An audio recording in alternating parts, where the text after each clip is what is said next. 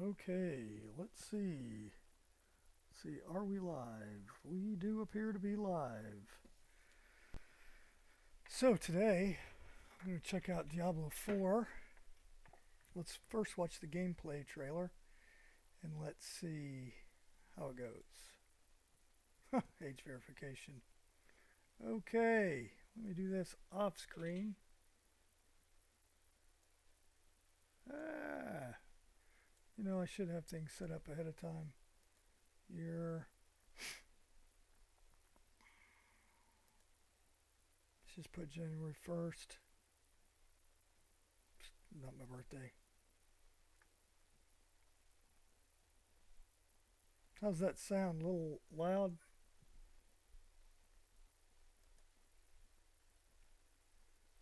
I do have a delay.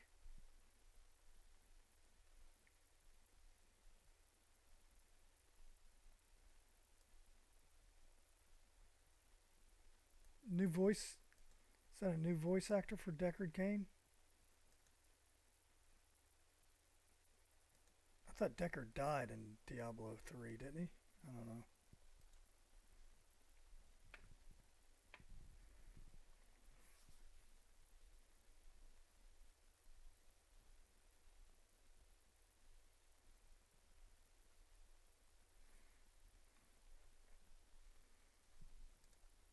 You can't hear the video. Okay. Let's see.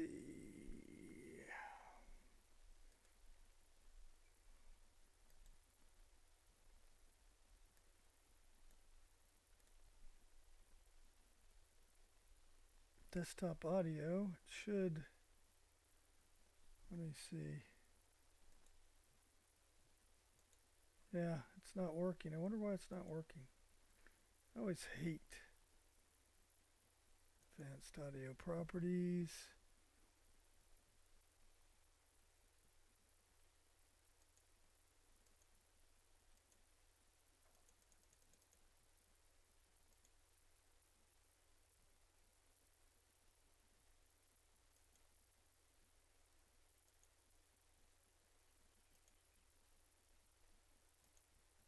Let's see if this works. Is that working? It's still not working, is it? No. I don't know why things are so hard. Properties.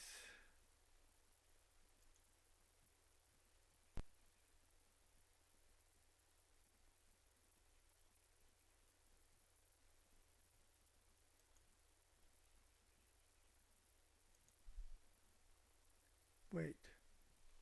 Let's see what happens now. It's still not working, is it? I hate all these technical issues. Did you hear it that time? Hold on.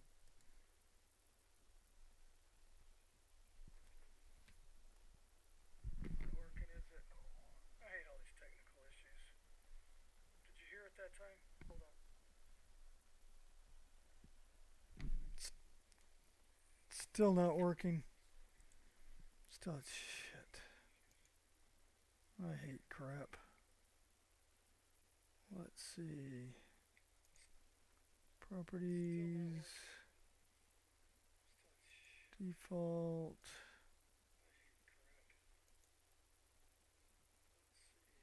Advanced properties.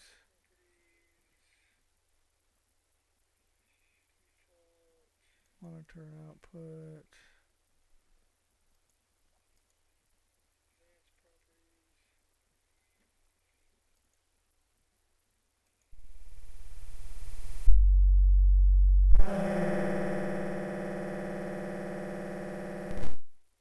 There you go. Now you get an echo.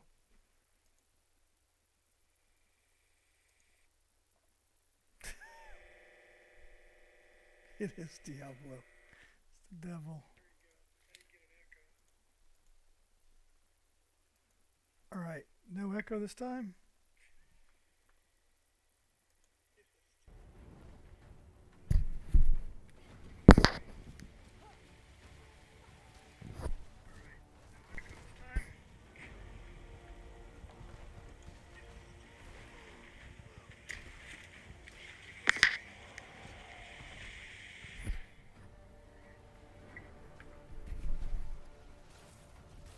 I'm having serious technical difficulties. Let's see if you can hear Dobrunsky. What is going on, Diablo 2 fans? Dobrunsky here. In today's video, I get to talk about my initial impressions from playing a version of the Diablo 4 beta. Though it's not really a well-kept secret that several content creators, as well as members of the Diablo community, have been invited to different iterations and phases of Diablo 4 betas. And I get to actually talk about one of those publicly now.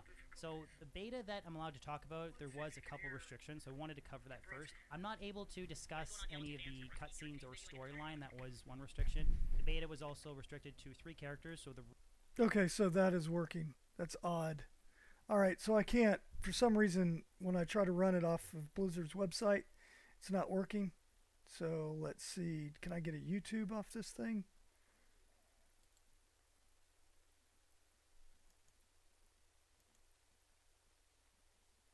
Sign in my age to confirm. Alright, well, let's start back. And I'll start with, I didn't want to start with his review, but here's Dobrisky125. Please watch his video, like it, subscribe. What is going on, Diablo 2 fans? Dobrunsky here. In today's video, I get to talk about my initial impressions from playing a version of the Diablo 4 beta. Though it's not really a well-kept secret that several content creators, as well as members of the Diablo community, have been invited to different iterations and phases of Diablo 4 betas. And I get to actually talk about one of those publicly now.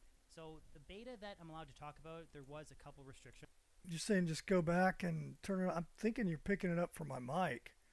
I do have the video. Okay. God, that is so loud. Can you hear that? I can't personally listen to that in my headset. You hear any video audio? Yeah. Do you hear any audio from the video? That'd be like yes, no, no, yes. Okay. Well, I can't put my headphones on and listen to this. I'll start it over. Here we go. And as I was saying, is this a new video actor? I thought Deckard Cain died.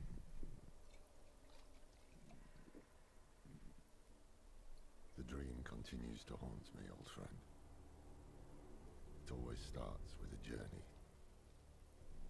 to a distant land. Yeah, I can't get OBS. In flames.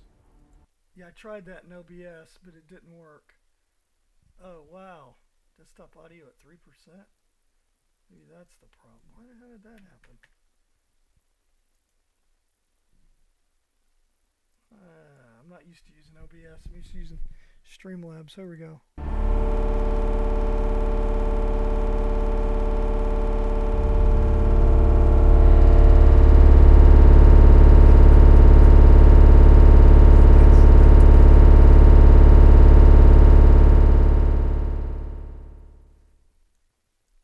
Yeah, I don't think I'm going to watch this. Obviously, I can't get this to work. Yeah, it does appear that there is a 30-second delay. It's like, I'll kill your eardrums. I don't know. Let's try this now. Did you hear that? Man, this is fun. You're going to have reverb, and then I'm going to test it.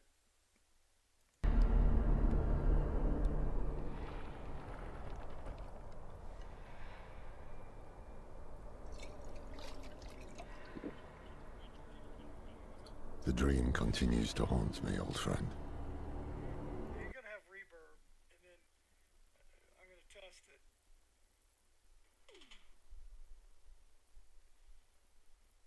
Still can't hear it. Oh, there we go. Now you can. All right. So as I was saying, is this a new video actor, or is is this Deckard Cain? I don't know if he's alive. I thought he died in D3. It's with a journey to a distant land. You could ignore the title. The title of the official gameplay trailer. I'm going to review reviews.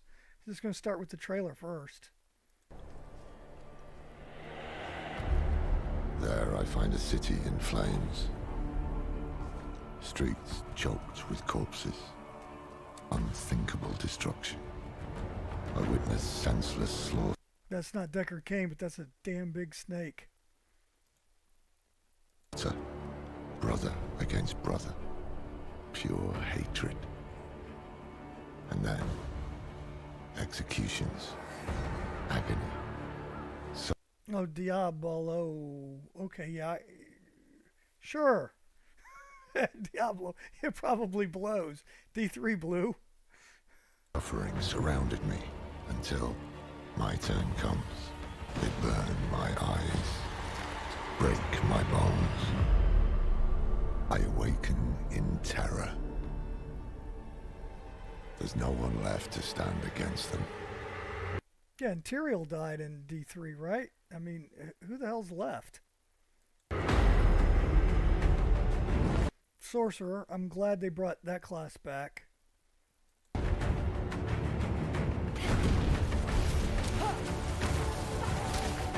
I played a lot of D2, playing Frost Sorceress.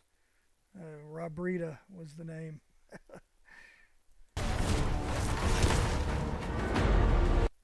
Barbarian.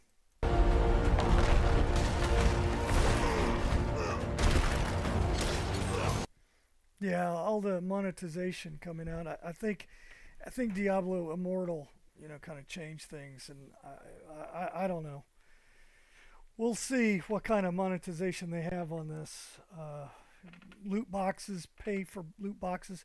I don't mind skins or even downloadable content, but to have loot boxes, I think is the wrong way to go for at least me. I won't play a game like that.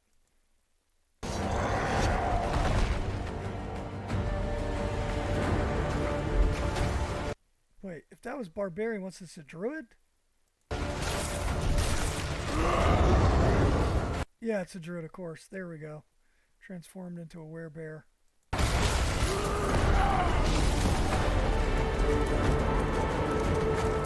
And in Diablo IV, you will ride horses. You will ride horses and ride horses. And ride horses. It looks like. Oh, you can do mounted combat. Or did she jump off? Oh, she jumped off. That's pretty cool. I'd like to see mounted combat where you don't have to get off the horse. Cast your spells anyway.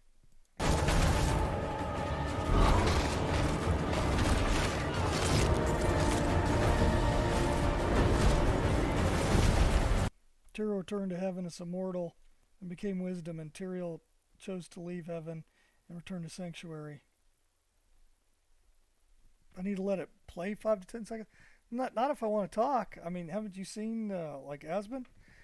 He takes a 1-minute video, makes a 30-minute playthrough.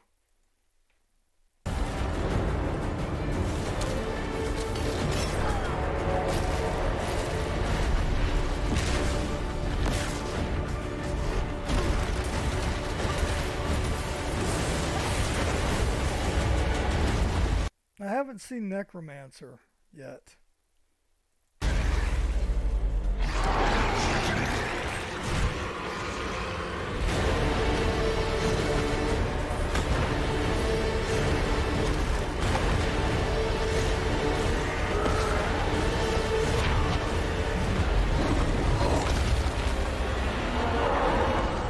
You think me mad, old friend, but I know these dreams. They tell of the future. Hell is coming, brother. Hell is coming. So my question is, who the hell is the guy? There's no Deckard Cain. There's no Traveler.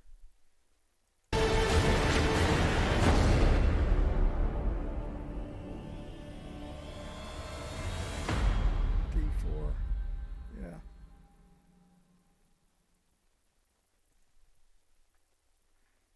Yeah, so for the classes, you've got, of course, the Barbarian, the Druid, the necromancer,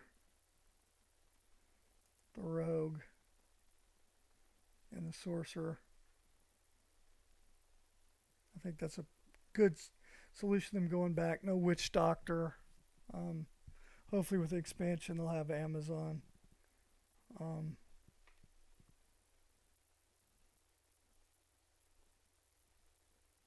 Yeah, I'm not sure if they have third-party emote support.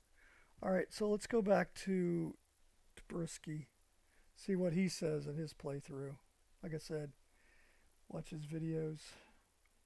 So I wanted to cover that first. I'm not able to discuss any of the cutscenes or storyline. That was one restriction. The beta was also restricted to 3 characters, so the rogue, barbarian, and sorceress. The druid and necro will be available to talk about on release. We were restricted in terms of character leveling as well. We could play infinite amounts. Yeah, I don't like that you couldn't play the necro and the druid.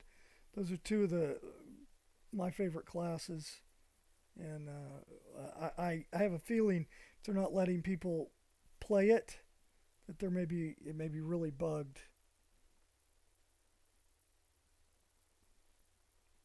Yes, I will take a D2 perspective of D4. D3 does not exist. Amount of time, but it was restricted from character level 1 to 25. And we also couldn't venture anywhere outside of the prologue and Fractured Peaks areas. So for those that have been following Diablo 4, there is a massive expansion world and just all types of areas. Now I'm going to stop it here. It's good that it's not all dark for people that are old. I do like to have certain areas where you actually can see there's some lighting. I mean, I understand if you're in hell or something, maybe darker, or in some dungeons, but I do like to see some light, some areas where there's actually some sun. Of expansion world and just all types of areas you can go to, but we were restricted in terms of the area. I'm not allowed to capture any of the footage. I'm only allowed to show some of the B-roll footage that was provided. So that is unfortunately some of the restrictions, but this review will be broken down into 5 components. So I do want to talk about the pros and cons, in my opinion, of the beta for testing the atmosphere, visuals, how item and progression feels. Again, this was limited due to the amount that I was able to play, so I can't really fully talk about endgame itemization when I was obviously restricted between playing character level 1 to 25. Do I want to talk about the character skill tree and customization? Again, that was a little bit limited in terms of what I was allowed to play. And also talk about the open world feel. And again, big asterisks, we were only allowed to explore a small portion of it. So that's going to basically entail everything for this review video. Hopefully you guys enjoy it. Let's jump in. So in terms of the game's atmosphere, I really think that they nailed it and I have next to no complaints. There's absolutely a stark difference, in my opinion, from this Diablo 4 beta to Diablo. Yeah, I had serious hand issues. It was, I got to where, like I said, my friend said I had the Diablo claw, where, you know, it was like a claw, because I was clicking the mouse so long, I couldn't straighten my hand. Played a lot of ball runs, 8, 10, 12 plus hours of those. A lot of damn clicking. 3, it's much more in line, I think, with the Diablo 2 / Diablo 1 feel. The color palette is a lot more muted, the gameplay is slower, like the audio from the environmental effects and the monster combat, it just feels great. It's like dark gothic feel.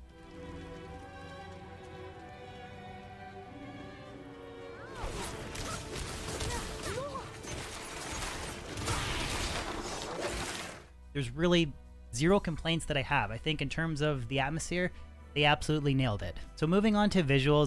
Yeah, I never played D1, but it does kind of look that way. This is also including gameplay and cinematics. I think that the game looks phenomenal. In terms of monster combat and animations. And there you go with the dark. I guess you can turn the lighting up, because that would just be too hard for somebody that's old. I don't get it. It's just like Game of Thrones. What in the hell are you doing having it so dark? And then the House of the Dragon, they did the same thing in a couple of scenes. It's like, I don't buy that, you know, oh, it's fine, or people that say that they turn it up. You should be able to watch something naturally on normal settings, be able to see.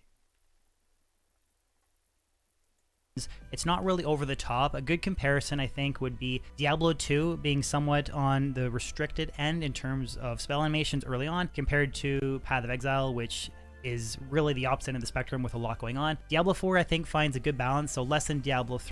He does make a good point here about Path of Exile. Way too much visuals. You have all those stupid things going on. So at some point, it's like cause epileptic seizures with all the flashing lights and the strobes and those things firing around in circles and traps. Ugh. 3 a little bit more than Diablo 2. It's not over the top. Again, that's largely sort of personal preference. But one thing that I definitely did notice is the pace of the combat, at least early on, and the skill animations are very slower paced and much more in tune with Diablo 2. So again, if that was something that turned you off from PoE or Diablo 3, I think that you might actually enjoy the slower based combat. The in-game cinematics look phenomenal. I can't really talk about anything revolved around the story of them, but when has Blizzard really released a game that has had poor cinematics? I mean, they just look great. Really just on par with Diablo 2 Resurrected or even a little bit better. But as far as gameplay goes, you could definitely notice a distinct difference between playing a caster character like the Sorceress, the Barbarian with physical hack and slash combat, and the Rogue that's sort of a hybrid ranged melee character. You can absolutely feel a difference. One thing for sure is that the Barbarian does in general have like sources of AoE, so something that Diablo 2 melee characters don't really have that has been addressed. One major con though that I have noticed, again, this is an early experience so far, so I don't really want to blanket paint all of the Diablo 4 boss encounters like what we experienced in the early Diablo 4 beta, but they feel like they're just attack sponges, at least currently. Nothing really too crazy or dynamic in terms of the boss fight. You kind of sit there, swinging away and then sort of dodging an animation and then going back to repeating it. Not really super exciting, at least in my opinion. So I definitely would like to see a little bit more desired in that department. Again, yeah, he says it's not exciting. I would much rather have that dodging, flipping, moving around constantly. For somebody that's older, it's really hard to believe.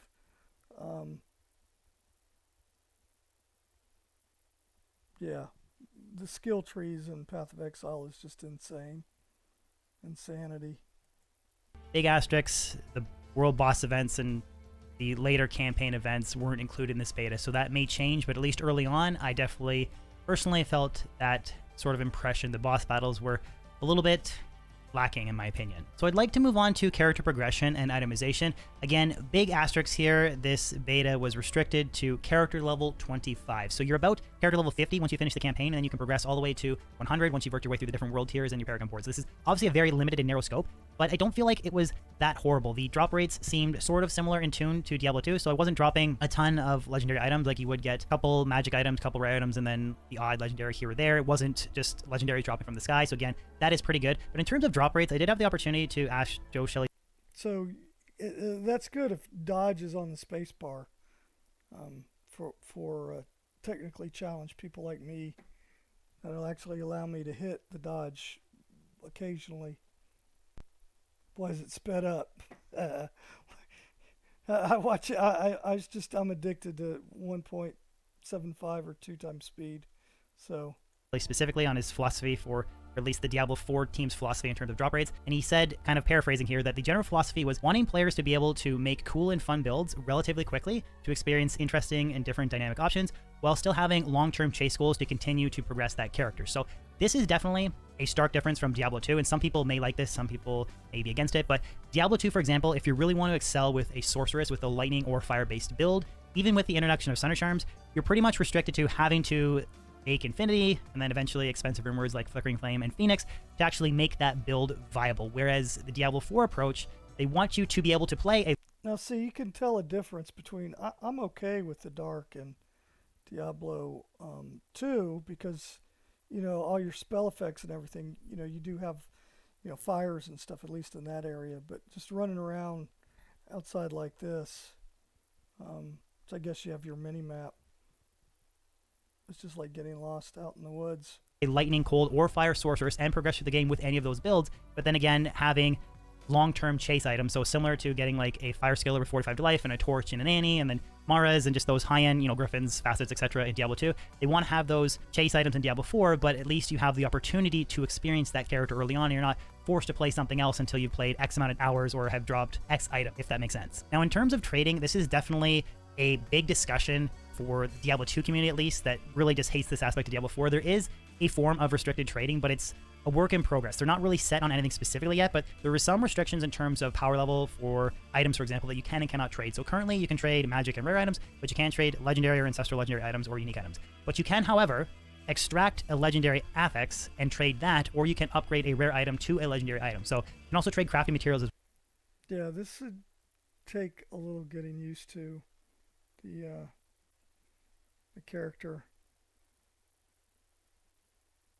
This is just a little awkward for me, but I just hope they don't have a auction house, and of course, real world money gets involved there. well. So it's not necessarily entirely restricted. Like a lot of people have insinuated that the game has zero trading. That's not the case, but there will be some form of restricted trading. So it's not kind of completely unlimited free market like Path of Exile or Diablo 2, but it's definitely not the other polar extreme of Diablo 3. And again, that's a work in progress. I'm not necessarily a huge fan of that, but it doesn't mean that if you drop a crazy, wicked legendary item and it's maybe not for your character, that you're just stuck with it sitting in your stash. You can extract that legendary affix and trade it later. So it's kind of a compromise between both of them. Like in an ideal world, I would like free, completely unrestricted trading, but it looks like there will be some balance between the two. So that could be a pro or con for some players. It's a little bit more of a con for me than it is a pro, but it's not a game breaker for me. So moving on to the skill tree and character customization, again, a big asterisk here, only being able to play up to character level 25 doesn't really give you a full scope of the entire picture, but at least up to character level 25, it is relatively easy to respec.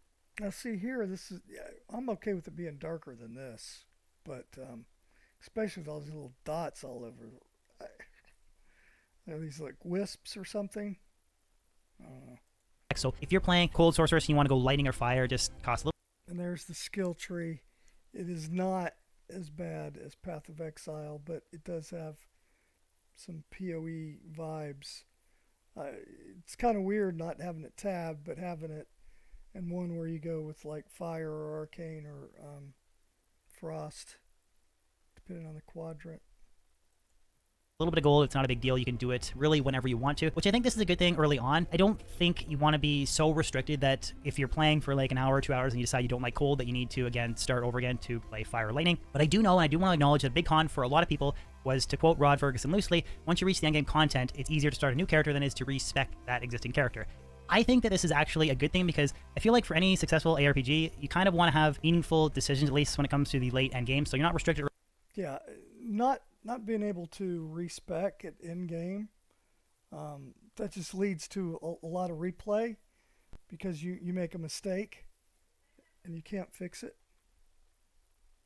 Early on, but if you can just go whirlwind to leap slam to just using like figurative skills here to meteor sorceress to frozen orb without any repercussions, it doesn't really mean that your choices to work your way through a skill tree are meaningful. So I think that you want to at least find a balance between both. I know it's a con for some people, wanted to at least acknowledge that, but for me personally it isn't. Now in terms of character customization, it's pretty cool. You can pretty much change everything from tattoos to eye color to hairstyle, gender, whatever you want to, you can customize. But to be fair, you can't really notice those customizations, at least. Did he say gender? So you can make a sorcerer instead of a sorceress? That's interesting. I don't think you can in-game unless like maybe you're sitting in town and you zoom in on your character. So that might be a con for some people, and I definitely know that the paid MTX option is a con for a lot of players, but definitely it's fair to say that some of the cooler cosmetics will be behind paid to win options. That's just going to be there, so that is definitely a con for some people. Doesn't really matter for me, but I just wanted to at least acknowledge it. So finally, I want to wrap everything up by talking about the open world feel so far. Again, big asterisks here. We were limited to the prologue area and Fractured Peak, so we couldn't explore everything, but you essentially have your main quest line that you can follow and then side quests and then random events that you will encounter. There are different kind of stages of how big these world events are that you just randomly encounter. Like some of the smaller ones will be more frequently. Again, the bigger ones less frequently, but there's sort of like a mix and play there. But overall, I think that it is an interesting experience versus an instant gameplay experience of Diablo 2. Some people may or may not like it. I'm kind of on the fence. I haven't really fully experienced, again, like the endgame content and the world boss events, but for those that maybe like that kind of WoW aspect, you'll probably be a fan. But that basically, guys, wraps up my overall initial impressions for this small early access beta that I was allowed to actually talk about. Again, let me know in the comment section below if you guys agree, disagree, think I missed anything. I will follow up this video with a very interesting video tomorrow that's me asking one-on-one questions with the devs to hopefully clarify a lot of existing... See, seeing this angel just makes me think it's Tyrael. PoE had it right on the money stuff. Yeah, you don't want a ton of wasted gold. misinformation or questions that you may have about Diablo 4. So look forward to that video. Again, it'll be posting tomorrow. Other than that, thank you so much for the support. If you enjoyed this video, if you could throw a like on it, that'd be awesome. And I'll catch you guys on my next video or live stream. Peace out. Once again, that was Dabrisky. Please check his other videos out about D4. Like his video. Of course, I'm not signed in. Isn't that funny? This next video, 7 minutes with the devs. Will D4 be the death of D2? Okay, let's watch the dev. What is going on, Diablo 2 fans? Dabrunsky here, and today's video is my Diablo 4 developer Q&A deep dive video, which is essentially a follow-up to yesterday's video, which was my initial impressions from playing the Diablo 4 demo. Myself and a couple other Diablo content creators were given the opportunity to have one-on-one meetings with Joe Shelley and Rod Ferguson and ask numerous burning questions that we had about the development of Diablo 4. So everything from trading to seasonal themes, length and duration, drop rates, crafting, dealing with... Now, this is more than enough lighting here. I mean, I wouldn't mind if it was a little darker. Doing this, it's just that outdoor combat night, or actually it's not even the combat, it's just the outdoor running around from A to B, you know. Bots, rune words, etc. We had the opportunity to ask Joe and Rod Ferguson directly. Now, unfortunately, I'm not able to use any of the footage from that meeting, so you're gonna have to take all of my paraphrased responses at face value. But besides that, hopefully you guys enjoy this video.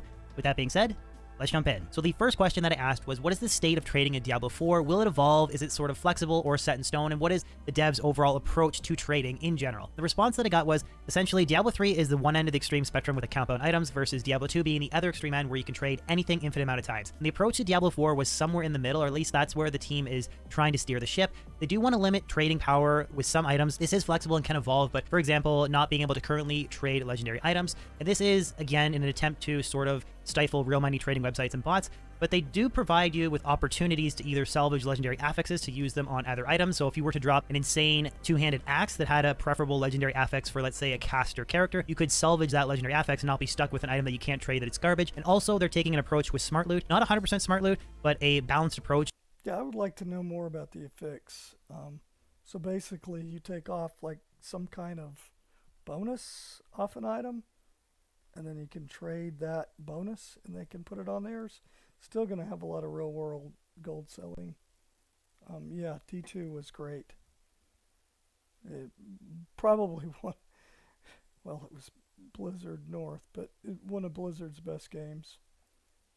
Of like 60-40 so that you're more often to drop items for the character that you're playing. So in general, that's sort of the approach that the team currently has to the state of trading in Diablo 4. So the next question that I had was the general philosophy for drop rates behind Diablo 4, because it's very apparent to hardcore Diablo players that D2 and D3 are on polar ends of the spectrum when it comes to gearing up a character. Some people don't like the thousands of runs approach of Diablo 2, while others don't like being able to essentially get geared up in less than a day in Diablo 3. And the response that I got was the general philosophy was wanting players to be able to make cool and fun builds relatively quickly with interesting dynamics and options, while still having long-term chase goals to continue to progress that character in different world tiers of difficulty. So I think this is actually a pretty good balanced approach, because one of the things that I don't actually genuinely like about Diablo 2 is certain builds are really relegated behind specific rumors or items, and it's cool that you have those chase items, but there's a lot of players that would just like to experience a lightning sorceress, for example, but they can't because they've never made Infinity before. So I think this is honestly a good balanced approach for drop rates when it comes to Diablo 4. The next two questions are very short and simple, but the first is there going to be a hardcore mode in Diablo 4? And the answer is yes. For those that like the challenge of playing a hardcore character, that option will be available to you. And the next question is, will mouse and keyboard be... Oh, you can make your goth sorceress, I see. Yeah, this is going to be a big hit. Sense. Fanboys here. Supported on consoles. Now, this is a possibility in the future. It's not guaranteed, but the answer that I got was that essentially... No mention of set items. I know, to me, that's one of the better parts of RPG games, is having sets. Especially, that's one reason why you would run, you want to have replayability. Without sets, you have nothing really to go for except for just an upgrade. A current build that the dev is using does support it, and it's a possibility in the future, but there's no actual official support yet for mouse and keyboard on Xbox Series X, Series S, and PlayStation 4 and PlayStation 5. Season duration, season themes, and the overall thought process going behind season events in Diablo 4 was another main question that I had, and the response that I got essentially was they plan to be approximately 3 months and have a central theme around a specific mechanic. So that mechanic could, for example, be rune words, it could be the sort of in-game environment. Yeah, it did look like Yennefer from The Witcher. plus shipping the start of D4 with no sets. Yeah, I think that's a big negative. Mental mechanic. They're not really completely fleshed out, but it's going to be a bigger seasonal theme than the Diablo 3 seasonal themes that you currently see. They're going to be unique to that specific season only, with plans to memorialize characters' achievements from that specific season. The next major question that I had was world boss events, or the actual frequency of open world events in Diablo 4. How often are they going to happen? Will the mechanics change? Are they going to be upgraded? Because one of the common criticisms that I noticed during the endgame beta phase from players was that they felt like the world boss events were a little bit lackluster, like the dynamic mechanics weren't really there. They just felt kind of slow. And the response that I got in general to that feedback was they're an evolving process, so they're not really set in stone. They're taking feedback and will adjust accordingly. But in terms of the actual world events, small events will happen more frequently, where larger events and world boss events will happen less frequently, trying to find that balance between them being exciting every time that they happen and not being overdone. So a really good comparison, in my opinion, is the Diablo clone event in D2R. It really sort of loses its appeal, I think, a couple weeks into ladder, and people don't really care anymore, where they're trying to find that frequency where these world boss events will be done. I'm not so sure about the world bosses. Right, yeah. D2 had an insane amount to watch for. Dynamic and will incentivize you to take part in them in the Diablo 4 world. And the final question that I had was, what is Diablo 4 going to do to prevent bots? Is there going to be strategic ban waves? Is there going to be a prevention strategy put in place? And the response that I got was essentially they wanted to make sure that the game had competitive mechanics, but they were designed to not encourage botting. So an example from Diablo 3 is just unlimited power growth from Paragon boards that incentivizes botting. An example from Diablo 2 is completely unrestricted trading, and very rare items incentivize people to run bots to trade items to make. Yeah, bots. They can say what they want to. They're going to be full of bots. Value. The two sort of combat approaches to those two problems is having somewhat restricted trading in Diablo 4, as well as having a limited amount of power that you can gain from a Paragon board. So there's no incentive to run bots to farm very rare items because you can't trade them, or there's no incentive to run bots to unlimited run Paragon boards to completely boost the power of a character up through the roof. So trying to find ways to keep competitive mechanics in the game, but also not encouraging bots is the approach, along with the standard sort of monitoring of bots in general. Well, that wraps up today's video, guys. Hopefully you enjoyed a lot of the answers to today's questions. Again, I'm not fully for a lot of the directions that the Diablo 4 dev team is taking. I'm not a fan of the restricted trading, although it's not a deal breaker for me. The combat does in certain scenarios, like small world events or boss events. It seems I mean, the combat looks okay. The art's okay. I really don't like all the dots on the floor. I mean, is that supposed to be gold? It's supposed to be fire? I don't know. Yeah, there's always incentive. slow and sort of cumbersome. Doesn't really feel quite as dynamic as what I would like it. But overall, I do like the general direction that Diablo 4 is taking. Some may like it, some may be on the fence, and some may hate it. But overall, I don't think Diablo 4 is a horrible game, as some might say it is. But again, feel free to let me know in the comment section below if you guys agree or disagree. That being said, hopefully you enjoyed the video. If you did, if you could throw a like on it, that'd be awesome. Yeah, he said there's comments there. And here we go.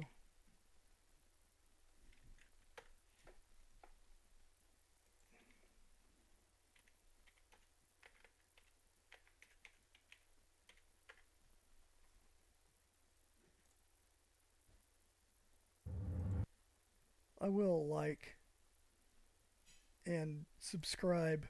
So therefore, he can't say that I didn't like or subscribe to his video. Once again, it's Dobrunsky125. He does a lot of the D4. But I don't know. It does look, the combat does look better than D3. More like D3 than D2. Better mechanics. And it'll have a 3-month ladder. I don't know. I don't have my hopes up.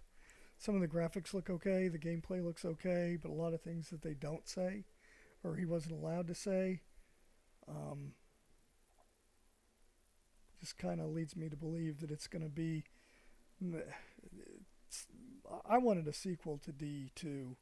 D3 should have been a sequel to D2 instead of reinventing a lot of it. But I don't know. We'll see how that goes. And of course, I lost my live chat.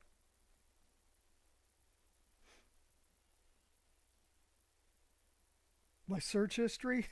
Okay. I don't know what my search history had on it. Use a VPN.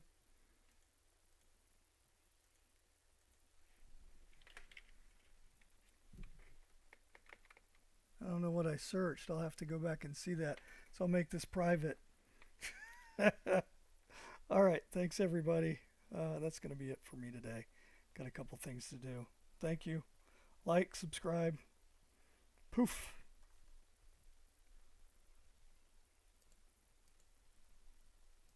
And in the live stream's a little bit harder than I thought.